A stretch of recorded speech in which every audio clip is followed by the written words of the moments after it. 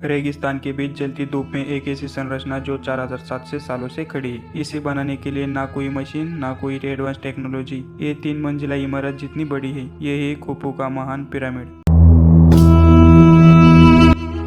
Pyramid मानव इतिहास की सबसे रहस्यमय रचनाओं में से एक है, लेकिन सवाल है कि आखिर इसे बनाया कैसे गया, क्यों बनाया गया और इसके अंदर कौन से राज छुपे हैं जिसे आज तक कोई जान नहीं पाया। तो हेलो गाइस, मैं हूं अजय और आज शुरू करते हैं इस नए एपिसोड को।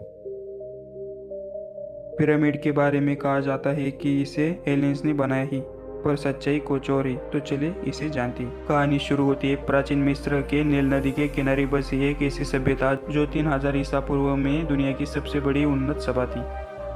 यहाँ के राजा, जिन्हें फाराओ कहा जाता है, वो सिर्फ शासक नहीं थे बल्कि उन्हें देवताओं के वंशज माना जाता था। उसी समय में एक बात काफी चर्चा में थी। अगर कोई राजा मरता तो वो आफ्टर लाइफ में प्रवेश करता था, यानी कि वो जैसे स्वर्ग में हो। उसके मृत्यु के बाद उसके मुकबरे के पास सोना, खजाना और कुछ कपड़े, ऐसी कई चीजें रखी जाती थी और ये सब रखने के लिए एक बड़ी संरचना बनाई जाती थी और इसे हम पिरामिड कहते हैं। जब मिस्र का शासक खुफू बना तो उसने अपने लिए एक ऐसी संरचना बनाई जिसमें मुख्य 3 कक्ष थी: राजा का कक्ष, रानी का कक्ष, ग्रैंड गैलरी। अब आपको इसका इतिहास तो पता चला, अब हम जानेंगे कि इसे आखिर बनाया कैसे 2 टन भारी पत्थर को पिरामिड के ऊंचाई पर पहुंचाया गया। क्या सच में इसे एलियंस ने बनाया भी है?